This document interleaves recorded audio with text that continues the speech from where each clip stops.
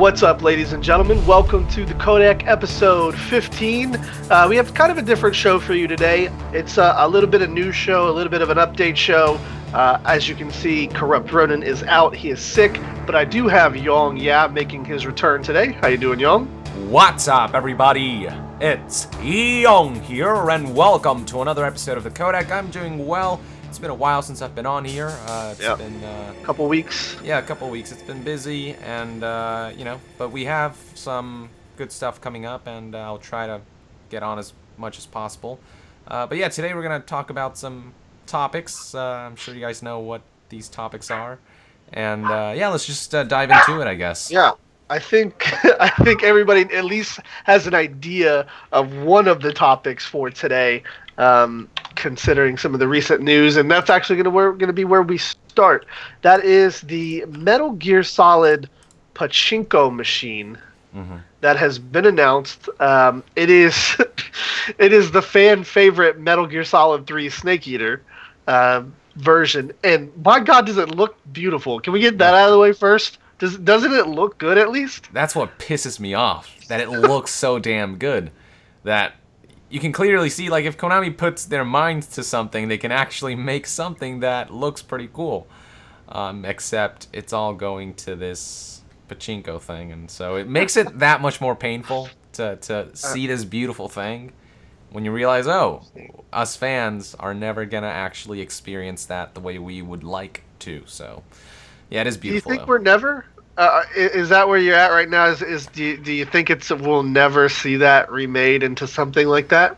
Hard to say for sure. I mean, that's the thing. Konami isn't communicating with the gamers, so we honestly have no idea what the hell they're doing. I mean, they've said they're going to emphasize on mobile and pachinkos, so you've got to assume that, you know, most of their resources are going to be poured on pachinko machines or mobile games.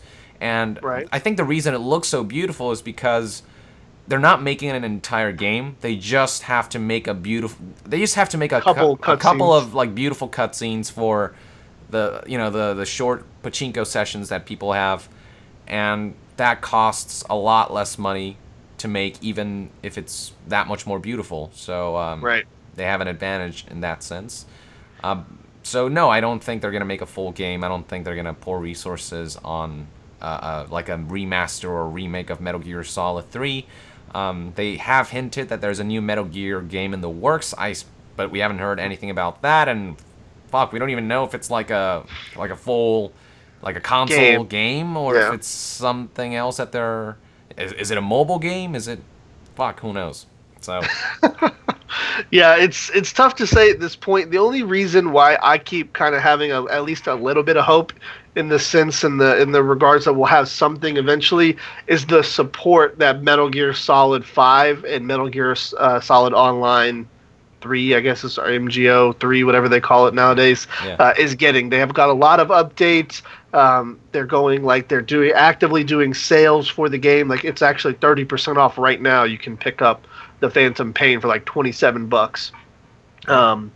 And like I said, they've even added some single player content recently where you can now get Revolver Ocelot's pistol in your single player game and bounce shots off the wall and stuff. So they do have a little bit of work coming back into the game. So I am excited to maybe see something here in the future. But a pachinko machine first of all, just kind of boggles my mind. Like, how many gamblers know Metal Gear Solid? Or is this like strictly like a Japanese thing? Like, it's like really popular over there and all the Japanese gamblers know it? Because I know if you put that in the thing in like Vegas, people are going to be like, what the hell is that? What is the boss? Yeah, that's another good point. Like, I get that pachinkos are very popular in Japan, but most of the people who do pachinkos are like middle-aged people. You know what I mean? So... Are they going to know what the hell Metal Gear is? Do they care what Metal Gear is? Why do they have to throw the Metal Gear name into pachinkos? But then again, pachinkos, I mean, it's a Japanese thing. Maybe I just don't get. But they always have these themed pachinkos. They got, popular animes and, games, and they theme pachinkos after them. Maybe it doesn't boost sales, but maybe it sort of just adds a little extra flavor to their pachinkos and gives people more incentive. The middle-aged men more incentive to come back and enjoy, throwing their money away. But yeah, I don't think they actually know what Metal Gear is. Like the pachinko audience, for the most part, because Metal Gear is more popular in the West than in the East. Yeah. That's just the thing. And but Konami has the brand, and they're like, we might as well use it, and there you go. And I mean, the attention that they're getting, it's negative attention, but it's attention nonetheless. And so that's another reason to use the Metal Gear franchise, because that video, the trailer, even though it's all like, most of it is negative reception, it's got like over 500,000 views now, and so people like know about it, and so maybe they'll want to go try it out. And so I just can't. I know. I think you hit on a point about like the age group that plays it, and I feel like Metal Gear came at the time like right at the tail end to not be like our parents' generation. And those are the people that are playing pachinko, right around this time. It's that generation. My dad he knows what it is, but he was just a little bit too old to be playing it back in the day. Like, he's more into like the Doom, and like he wanted to check out the new Doom and that kind of thing. Right. He's like, I remember Metal Gear, but it was not like as engaging to him as it is maybe for me. And it seems like most of the demographic is around our age, between like 25 to 31 in that area. Young adults. Not necessarily pachinko players. So. Yeah, so I don't know, man. It just boggled my mind. I knew it was coming. We all kind of we all did. But actually seeing it happen just. But Metal Gear Solid 3 snaps me. Yeah, and it had to be MGS3. God. Honestly, my prediction for that, and I'd love to hear maybe if you had one. Mine was, I thought it was going to be like Metal Gear Rising related. That seems more Japanesey, very animated. It seemed like it, with the slicing that you do in the game, maybe that would have made a fun little pachinko mechanic. I don't know. Did you have a thought on what Metal Gear they were going to do this to? Yeah. I thought it was going to be, I don't know, like Phantom Pain, like they use the Fox engine that's already established and make some little. But then that would have also pissed people off, because then they would have been like, you're gonna spend resources on making new cutscenes or whatever for a pachinko machine instead of updating the game that's already now that people are claiming like it's incomplete. Honestly, when I think about it, no matter which MGS they would have gone for, it would have pissed people off, except if it was like Portable Ops, which nobody really cares about. Like, I like the story of it, but I think it's the least liked Metal Gear game, because it's not produced by Kojima, and the gameplay just isn't as refined. So if it was like Portable Ops Pachinko, maybe, but even then, people would still be kind of pissed. There was no way they were not going to piss people off, just with the implementation of the Metal Gear name in Pachinkos. Like, no way they were going to avoid pissing people off. And they know it, but they just don't care because they don't make them money, so... Definitely. To address you guys in the chat that are talking about my microphone, I just fixed that. Obviously, the show is today. Yesterday, I had some PC trouble. I had to reformat my entire hard drive, and that reset all my key commands, so my mic was just muting when I'm not talking. I fixed it. My mic should be good. It's now, like, Young's not having a monologue on the show. That's a little cool.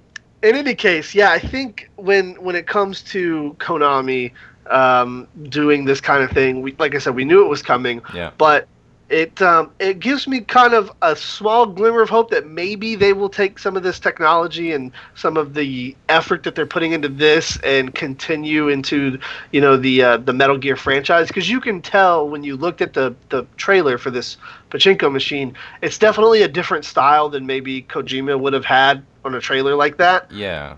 And I wasn't disappointed with it. Like, I didn't think it was bad. Like, I thought it was kind of cool. Something I'd like to ask you, since you're the resident knowledge house, was that the voice actor for Snake, or is that somebody that just brought in? I have a lot of trouble discerning between Japanese voices, because they all kind of blend in, because they all kind of act the same. Maybe it's just because I don't know the language. But there's always the gruff guy who's like, and then there's the, there's the shy chick who's like, watashi no namae, and then there's like all these, you can classify each voice actor to a voice, and they all, within that class, they all sound the same, so I couldn't tell if that was Akio Otsuka. Maybe somebody in the chat could tell me. It kind of sounded like him. It did. That's why I was wondering. Yeah, so Like, I think it might be. I think maybe there's a possibility, but I don't know because they're all within that range of voices. right. And that's a great point because you sounded just like him. Yeah. When you did the test voice there, I tell you, that's something I guess to me that will kind of either confirm or kind of put to rest the theories on, will this be something else? If they went and got the real voice actor to do that, they might be doing some good Metal Gear work behind the scenes. And the only time Konami decides to do like awesome something that's finally getting something that might get people hyped is in a pachinko machine. And what's frustrating is that, like, I don't mind if, the series was in a healthy state. Like, I've seen, like, pachinkos for one of my favorite series, Ace Attorney, Phoenix Wright, Ace Attorney. They have, like, pachinkos themed with Ace Attorney, and they have, like, these awesome cutscenes thrown in there. The only reason I was upset about that is because it looks way better than the anime. The anime sucks, but anyway, that's another topic. But the games are still going. There's like Ace Attorney 6 that's coming out like this year. And so the series is in a healthy state, so who cares if they do something on the side, like a pachinko thing, fine, like nobody cares. The original people who fell in love with the series, who propped the name up to where it is now, they're getting something, they're getting Ace Attorney 6. The Metal Gear fans, we don't know what the hell's happening. We don't know if we're getting a legit like Metal Gear game, if it's going to be good. All we know is that we see this gorgeous thing, and it's not a game. Well, it's pachinko. It's a game, but it's not a video game. It's not interactive. It doesn't give us any sort of... It doesn't give us anything back for us, the gamers. It gives, something to the pachinko guys who, again, are not a Metal Gear audience. You know what I mean? They're appealing to an audience that don't really give a fuck about Metal Gear. I don't think the pachinko guys actually care that there's a Metal Gear pachinko. I don't think they do. No, really they'll see it and be like, oh, that's neat, but they won't be like, holy shit, oh my god, I'm so hyped. Like I would be if there was a Metal Gear Solid 3 remaster, remake, whatever, with these awesome new graphics.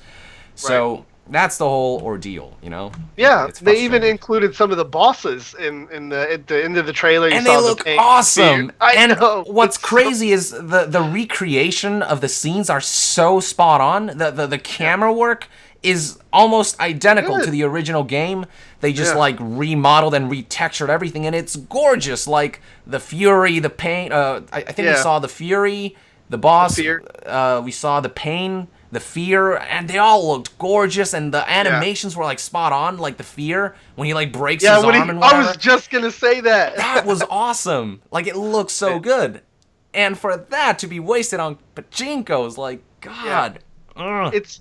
I'm not a guy that really harps on graphics, but for a game like that, it really kind of, for a story, when you have like good graphics like that, it makes that scene that much better. Yeah. Like when the Fear's breaking his limbs or dislocating them or whatever, in the original game, it just looks kind of shitty, and I laugh. But if I saw it looking like that with that detailed animation and stuff, I might get a little more scared, and I think maybe that's what they were going for with that particular that boss fight. So I don't know, it's just, I guess, all around a little frustrating and a little depressing that we're not getting really just info. I think that's the big thing, is if somebody would just talk to us and be like, all right, this is what's going on, you guys will get a Metal Gear in a year or two, we got a pachinko here and some DLC coming up. That's the plan. Right. That's different. You're absolutely right. But Konami, see, they just don't care about their original... Well, I don't know what Konami started out as. I don't think they started out as a video game company. I could be wrong. I don't know. So. I think the digital entertainment is a subdivision of Konami. But that side, they're, again, leaning more towards mobile. So as long as they make money, they honestly don't really care about the customers. And what's funny is Kojima kind of talked about this in this event called Nordic Games 2016, and that he was in an interview, and they asked him about the differences between Western companies versus Eastern companies, and he said, I don't know about other countries, but I've worked for Japanese companies, wink, wink, nudge, nudge, and they don't really care about the product, the employees, the creators. For them, it's all about the money they can make. They don't treat the employees and the creators with the respect that Western companies do. They like value the creators, and they value the product, the creative process. They want to make the game and the environment these games are made in as awesome as it can be. Whereas the Japanese people, as long as the game makes money, they don't care about the conditions under which the creators work in. They just don't respect the creators as much. And it's a damn shame. And so that's Konami for you. And that sentiment is sort of leaking to the audience now, to the gamers. If they now feel disrespected.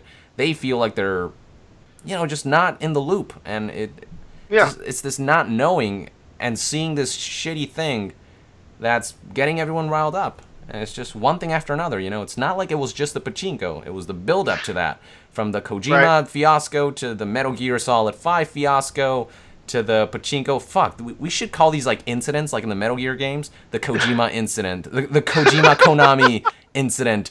The Phantom Pain incident. The Pachinko incident. But it's not been good ever since, I think a couple years ago, there was a movie that came out called Battle LA. It's a pretty shitty movie. It wasn't great. Okay. In any case, Konami jumped on board and made a video game for that particular movie franchise, and it was absolutely terrible. It was like an hour and a half long, maybe about as long as the movie. Just a poor excuse for a first-person shooter. Then they did it again with a game called, I think it was called Bio Warfare or Biohazard, something like that. So they started making these kind of like little cheaper games that don't cost a lot to develop, and I feel like that's the trend that we're on now. Like they're kicking out all of their huge budgeted franchises, and they're going to start working on smaller, less expensive, we can put these out game after game kind of events. But like I said, I do have a little bit of hope just with the amount of love that Metal Gear Online is getting and that Metal Gear Solid 5 The Phantom Pain is getting with content updates and stuff, that we at least will keep Metal Gear as a franchise. And obviously Pez will probably stick on there. I feel like Konami's just doing that because they have no choice. They know that, we got this product out, and we need to sell it. Yeah, exactly. Really we might as well make money off of it. So yeah, they update it and try to renew it so people come back to it and, buy them mother base coins and shit. But I also feel like there are like some passionate people still who are there as employees, but who are updating these, and I think it shows that they care, the people who are working on Metal Gear Solid 5, but the executives, I don't think they actually care. They're like, okay, just update the game, just make us money, and whatever, you'll be fine. But yeah, I feel like if they could, they would move away from Metal Gear Solid 5 as much as possible and focus on mobile. And I feel like they're doing it as not as something they want to do, but rather something they have to because it's the product is out and it's a thing that's done, so we gotta support it.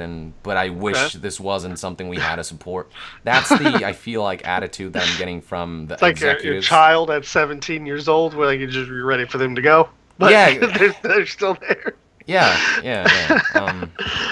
I never thought I would say this, and I'd like to get your opinion on this. But I feel like at the state where Konami is right now, I'm not on the hate train with like a lot of the people who hate Konami. I do have obviously some dislike for, like you said, some of the executives on the higher up ends. But they still are making decent games.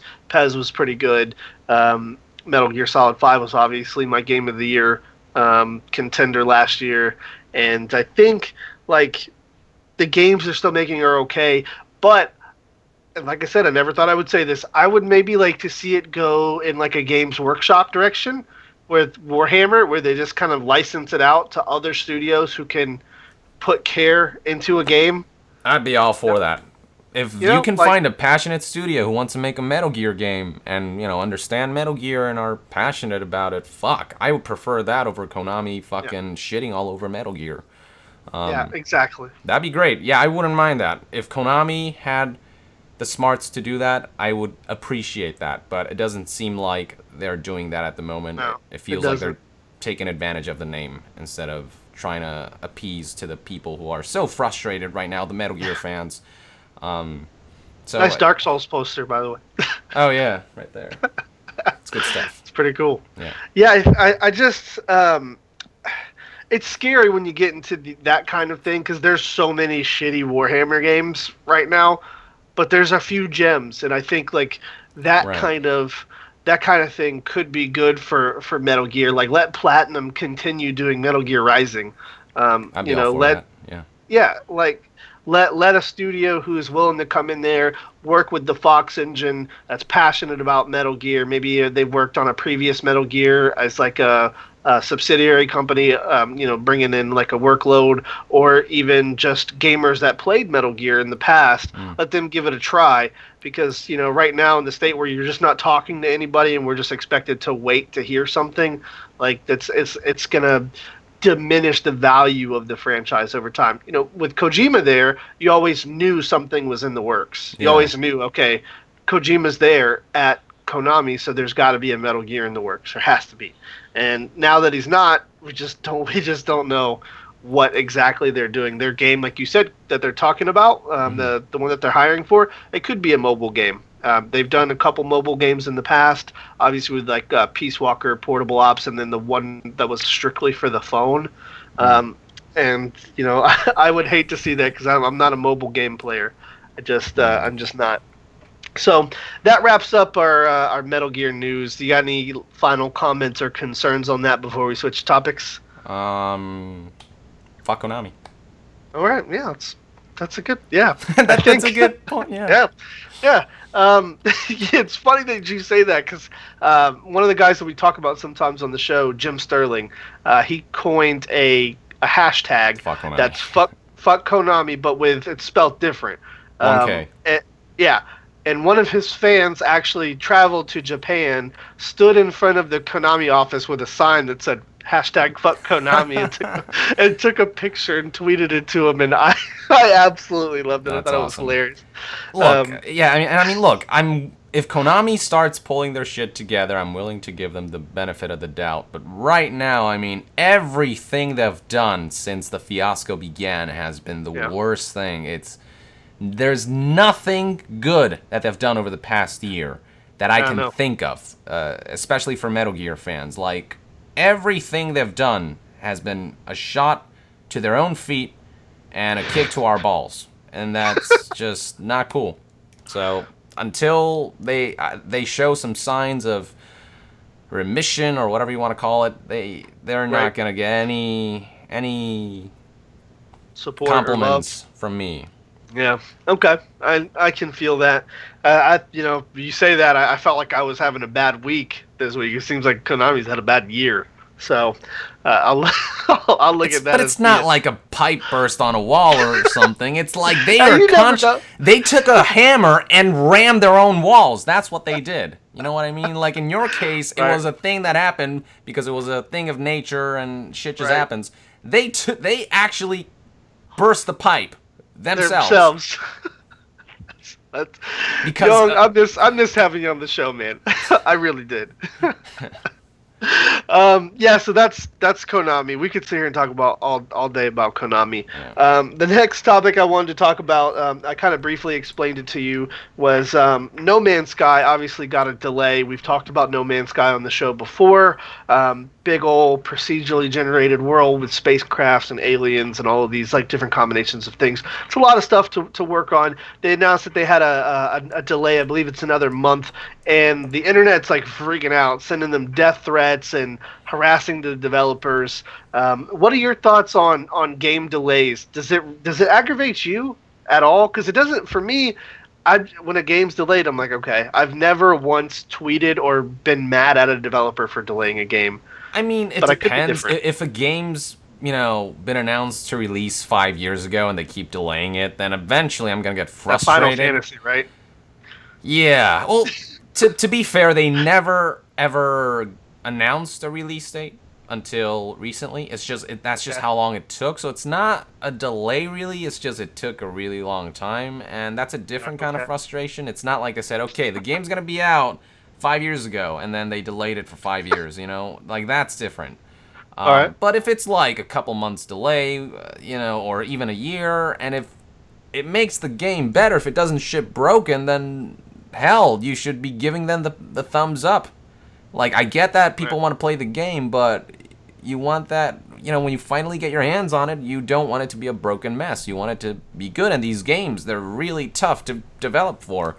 And with a game like No Man's Sky, there's so many unknown factors. Even the developers don't quite know what kind of monster they created because it's so Yeah, procedural, so exactly. they said 99.9% of the planets in this game you probably won't explore, even with millions of that's just how many planets Yeah, this game is generating. Like, that's insane.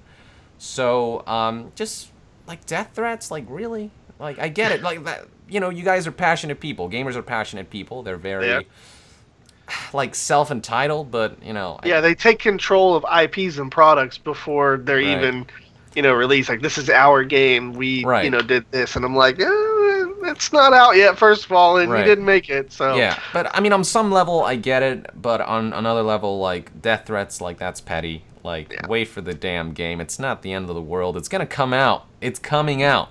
yeah, Like, soon. exactly. Like, not even that. It wasn't even like a huge delay. It wasn't like we're gonna delay it for 2 years. It's coming out soon. So chill, people. Is what I say. Right. It'll be a better game for it. So why not? I've never Yeah, been angry at a delayed game. Just anxious, maybe. yeah. Because, Been disappointed. yeah, Been like, disappointed, oh man. anxious, and that a bit of a sinking feeling of fuck. But nothing like fuck the developers. Give them a lot of kudos if they have the balls to delay a game and make it better. So, Yeah, I'm on the same page. Like, I've literally never, like I said, threatened or like been rude to a developer for a delay in a game. I just don't see the first of all, I don't see the point in doing that at all. yeah. It's their game. If it fails or if it's a problem or whatever, there's hundreds of other games to play. Especially in this field of procedurally generated like planet exploring, there's a lot of other options at this point. You could, if you have like $100,000, you could get like one copy of Star Citizen, or you could play the Elite Dangerous series. There's a lot of other games out there. I think No Man's Sky is just catching a lot of flack because it's got that pretty aesthetic that people really liked, and then now it's got this kind of like cult following to it already. And Yeah, people are like you invested said, in it. Yeah, yeah, they, which is a good you know, sign. yeah, so I don't know. I think like you said, just that's going a little too far. If you've Yeah. got discontent for the game, express it over Twitter and just be like, hey, why was there a delay or what's the problem with the delay, instead of just attacking a developer for delaying a game. And then, as Yong said, more than likely it's to upgrade and make the game run better or play better. It doesn't seem, at least from No Man's Sky, I haven't seen any kind of shady developer tactics, like they're delaying it to put in microtransactions or something like that. Right. So, Yeah. next, on to the big one for, I guess it's the big one. 7 million players playing Overwatch. It's Yeah. become quite a hit recently. A lot of people are playing it. A lot of people are liking it. The critic reviews are fairly high. There are a couple, which we'll talk about in a little bit, that are a little offset by the price and value enigma that you have here of like a multiplayer only game being $59.99 on a console and then $39.99 on a PC, with multiple options for the PC players and not for the console players. There's a lot of debate about why that is and if that's fair or not. But we'll talk about it at the end of the discussion here. I'd like to know how you like it so far. It's out of the beta. You're able to play it. Mm-hmm. Is it as good as you thought it was? I love it. I don't know about you guys, but I have been thoroughly enjoying it. Yeah, I mean, I wish there was more content, but they said they're releasing free content from here on out. No DLCs, nothing like that. And it's just a very solid, unique foundation that it's just really fun to play. Like, I just can't stop playing it, especially with friends. It's just like you can have a lot of crazy shit happen in this game thanks to the variety of unique heroes. And I love how much personality this game has. Like, it just Right.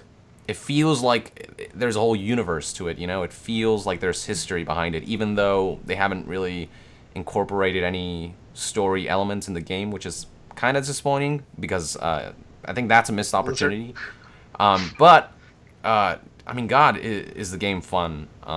especially when you find your stride and find the couple of heroes that you enjoy playing and you're good at. And I mean, there's just some really satisfying moments, and just yeah, I don't know why some people would hate it. Maybe it's not some people's cup of tea, but I think it's a commendable effort from Blizzard. I think it's clear they put a lot of time and effort into it and a lot of passion into it. And can't wait for the new heroes and the new content. So is it worth $40 right now? No. I think it's like 30 at best. Okay. But, you know, if they can keep their promise of providing free content, free heroes, free maps, free DLC, so to speak, then hell, I think it has the potential to be worth more than $40. And,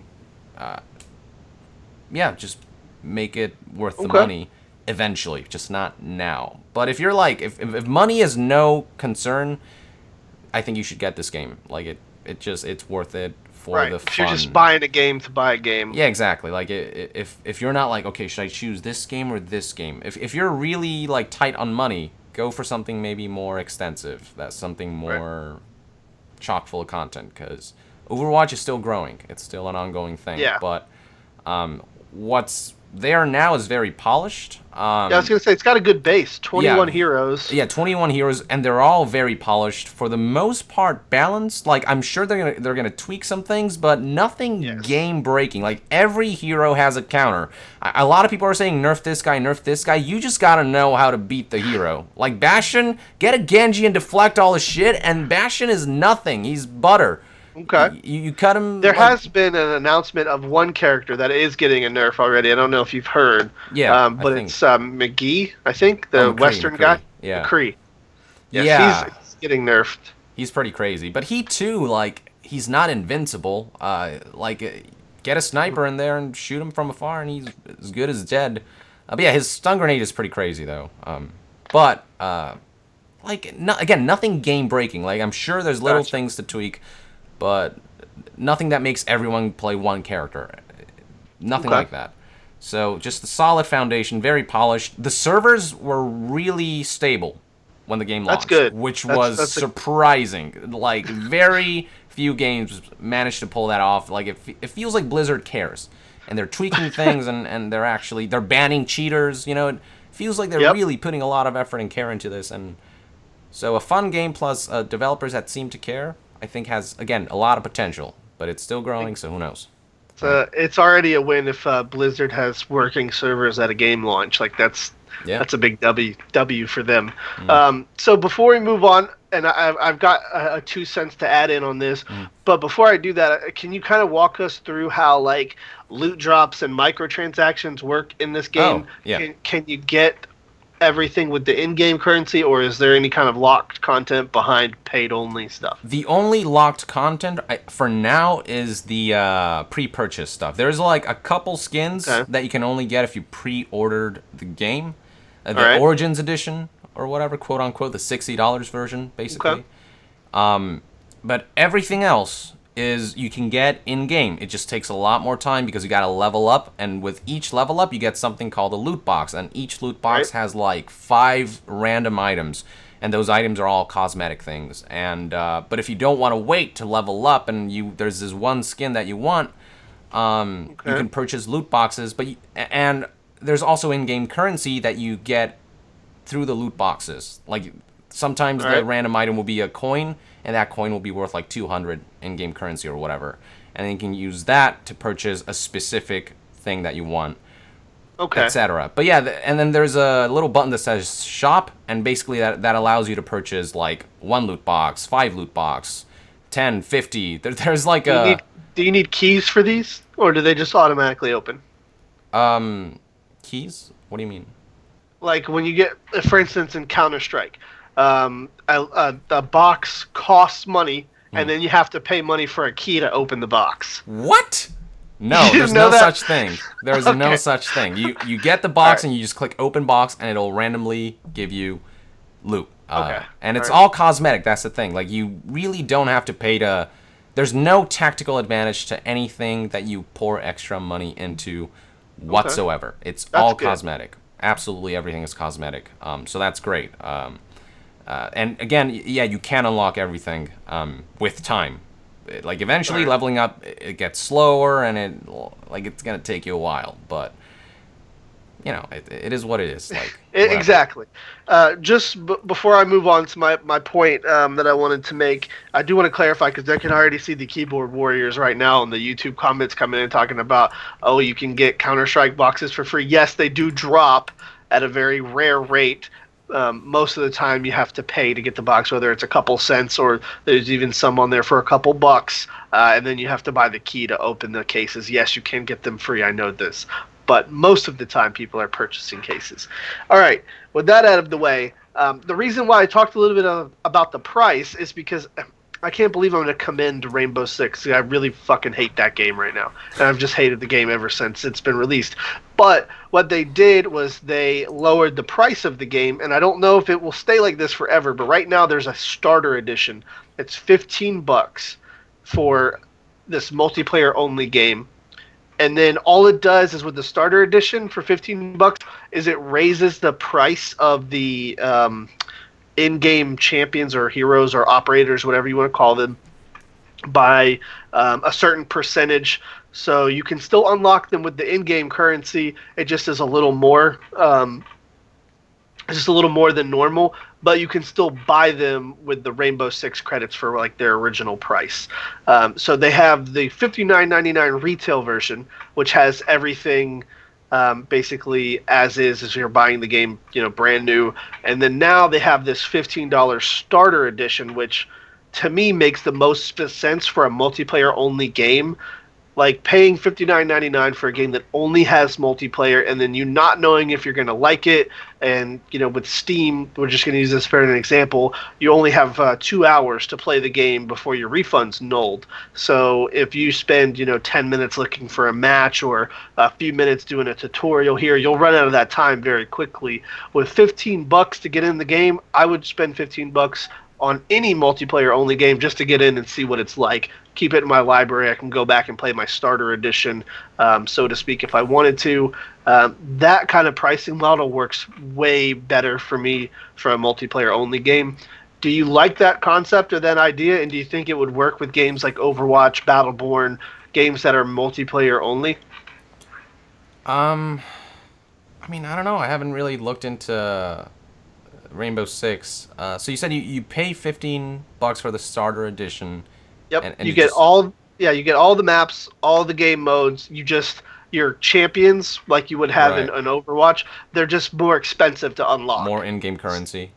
Yeah, they're more in-game currency. Okay. So you start out in that game. You start out as a recruit, like it's just like a classless person. It's not like a specific character. They have a couple guns or whatever. So you start out with just like the bare minimum. You're just in the game now. You're playing the game for $15 as Okay. this recruit.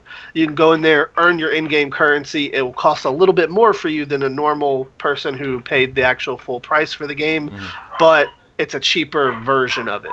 Well, Overwatch at least has every hero unlocked. It's not like you're locked out of Really, yeah. from the start. Yeah, everything's unlocked. There's nothing you have to unlock Okay. except for the cosmetic, the loot boxes, which again you can either level up and gain them like that slowly, or you can purchase them in bulk with real money.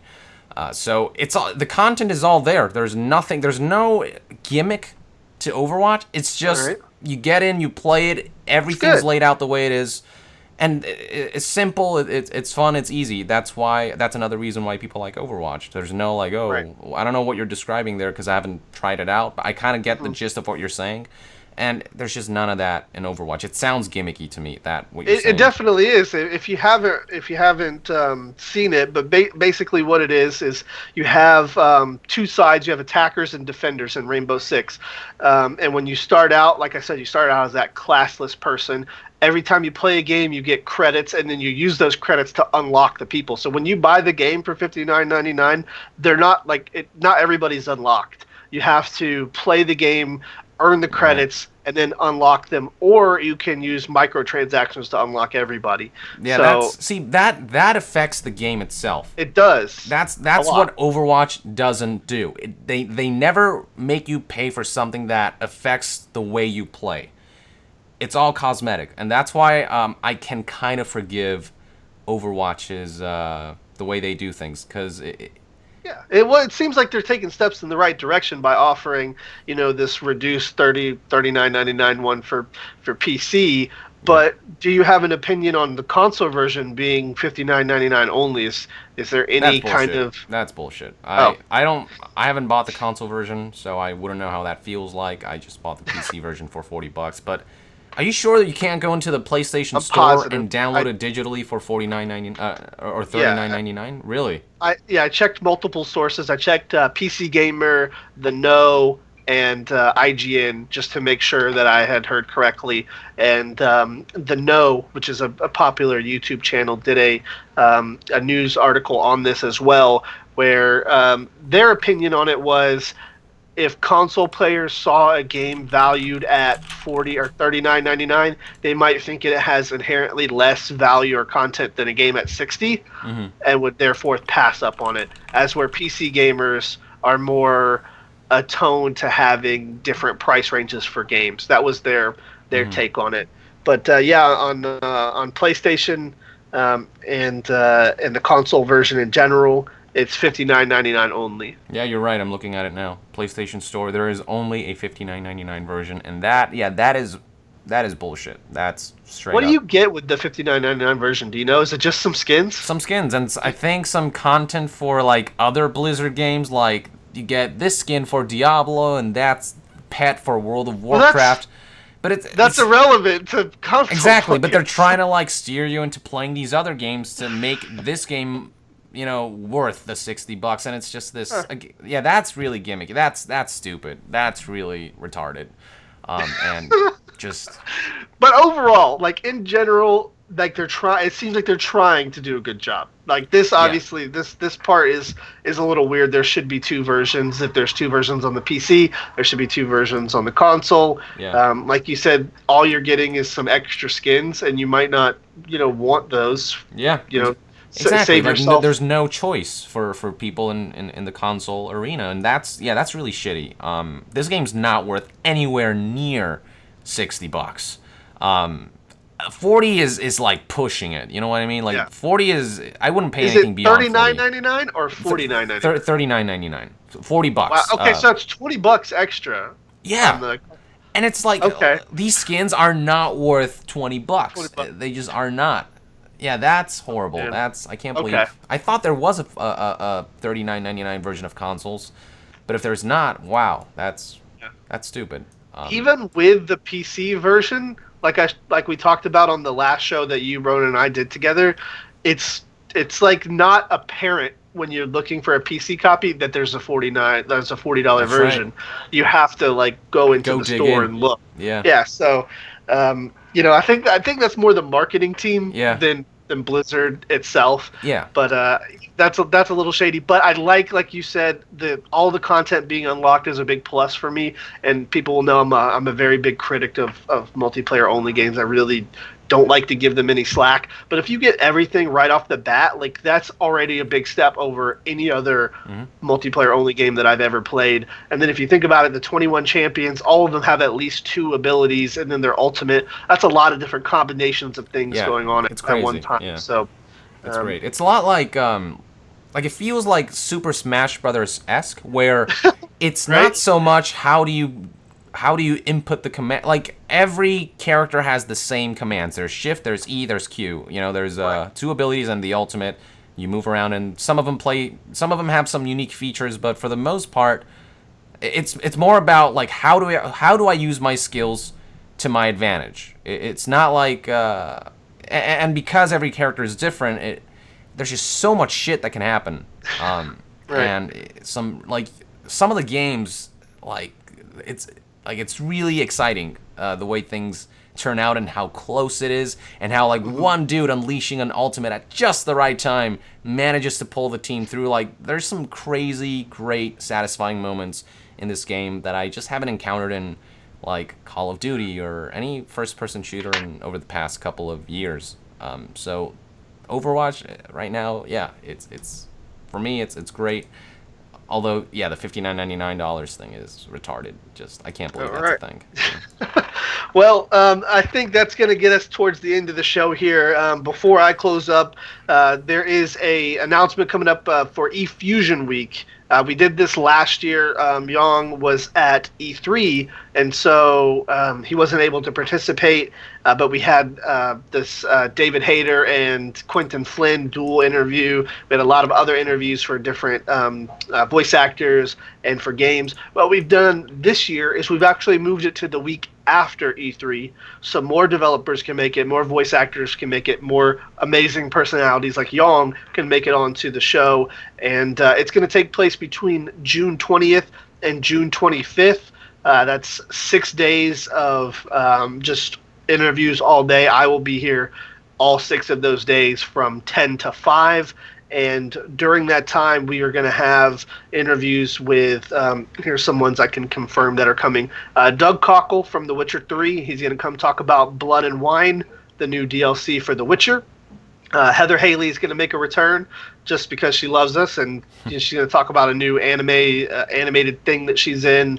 Paul Eiding will be returning to talk to us about Fallout 4 and its development, his role in that, and then maybe, Paul likes to drop teases of games that he's in when he's here. He's done that a couple times now that when he was on with Chris, and then when he was on by himself, he's dropped little hints about the games that he's in.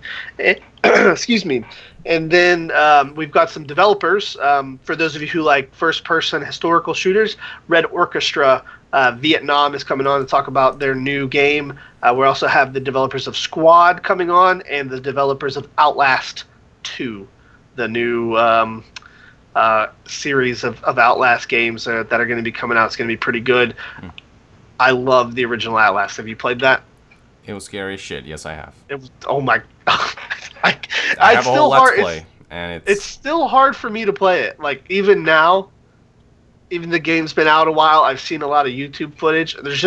It's that creepy vibe that you get in the game with the sounds and stuff. It doesn't even look that great. Like if you go back and look at it, the graphics they're okay, but there you can tell the textures aren't as sharp as they could be. This new Outlast has all upgraded graphics engine and stuff like that, so it's going to be a lot scarier, I think. Like I was saying earlier, with like these narrative and story driven games, that graphical element really kind of helps make shit scary. They've got great atmosphere, which makes up for the dated graphics maybe, and also just the feeling of helplessness. Like you don't have any shotguns or no weapons. You just have a camcorder. Yep. And you just move around and try to survive. Punching people with that camcorder. Yeah, maybe. So I think that's going to be interesting. We're working with them right now to see if we can get the hosts that are going to be on that day all a playable demo, and then we're all going to play it at the same time on the stream. And we'll have 3 different streams up. Whoever's coming on will just stream from their computers, and we'll host it all on one thing so they can see all of our gameplay. It should be pretty fun. And then obviously we've got some surprises in the mix, so just stay tuned to the Codec Twitter and then the Nation Fusion Twitter for info on eFusion Week. We'll drop some bigger and more elaborate information as the weeks go on, and who will be there and what times and all the scheduling and all that kind of stuff will happen then.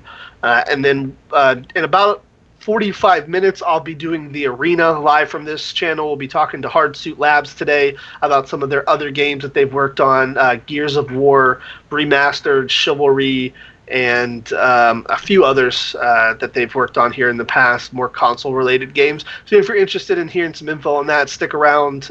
In about, like I said, 45 minutes, this channel will go back live with the arena. Unfortunately, Corrupt Ronan will more than likely still be sick, so it'll just be myself and the guys from that studio.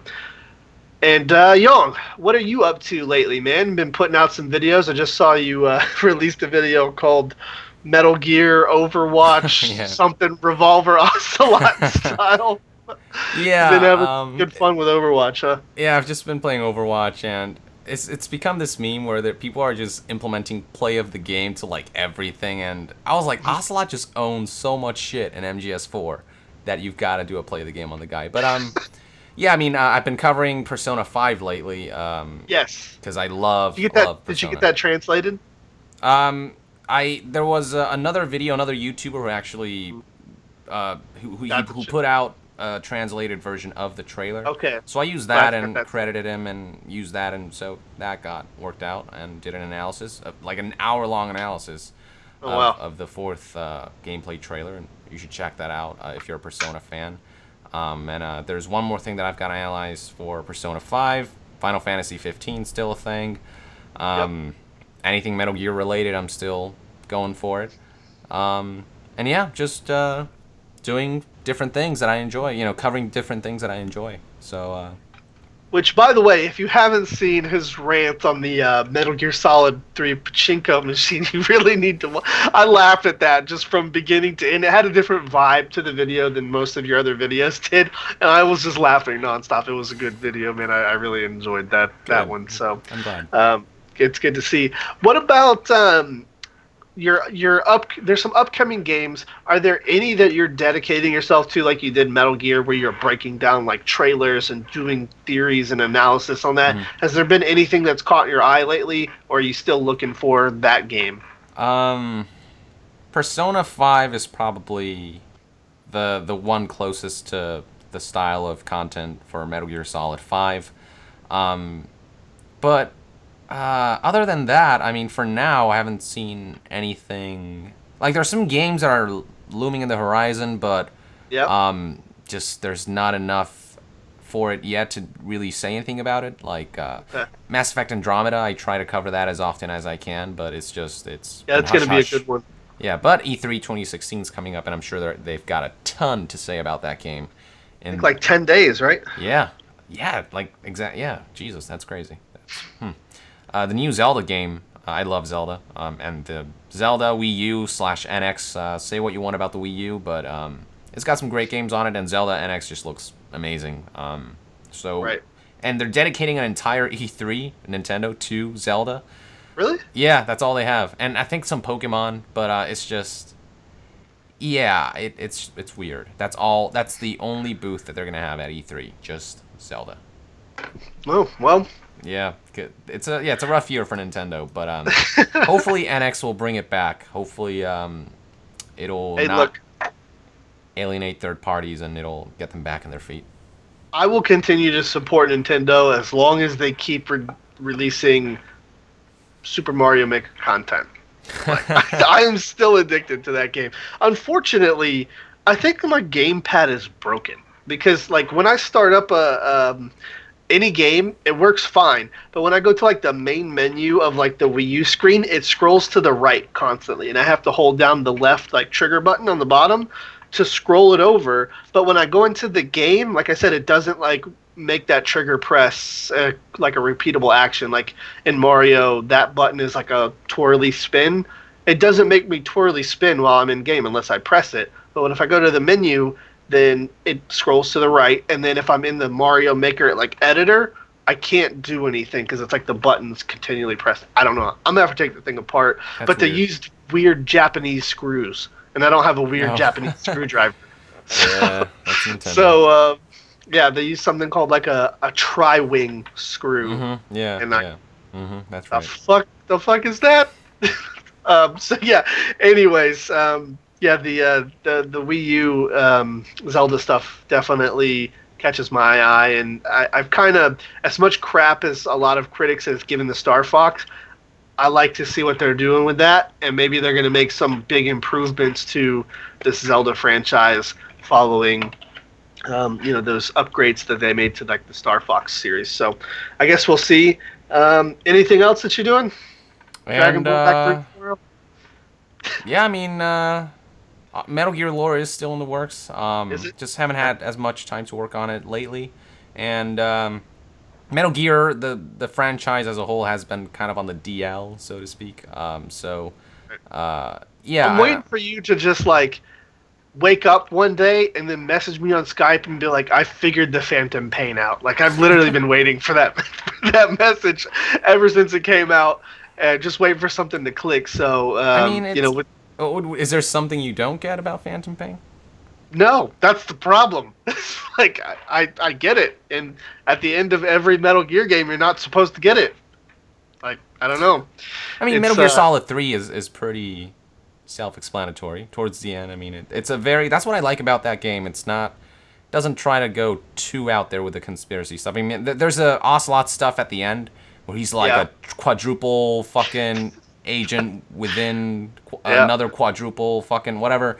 But other than that, I mean, it's just a simple story about a dude and his mentor and how and betrayals that come along the way and questioning loyalty and stuff like that. So that's what I like about it. Whereas, Okay. yeah, yeah, I think Phantom Pain. I don't think it needs like too much You know. more explanation. I mean, I'll look more into it and see if I find anything that says anything crazy, but I think it speaks for itself. But I do still want to make the lore video, continue character profiles when I can, but I also do want to focus on the new stuff because it's the stuff that excites me more, like the new stuff that's coming. And I make videos on things that I am like really excited about. So that Okay. yeah, yeah, just stay tuned. Sounds good. Well, that's it from us, guys. Thank you so much for watching. The Codec will be live next week. We're looking at Keith David to come on next week. He is the voice of he's in a lot of movies. He's also the voice of Admiral Anderson from Mass Effect 3, and I believe he's got a few other smaller roles throughout some other games. But that's this big one is good old Captain and / Admiral Anderson, depending on if you set him up on the council or not.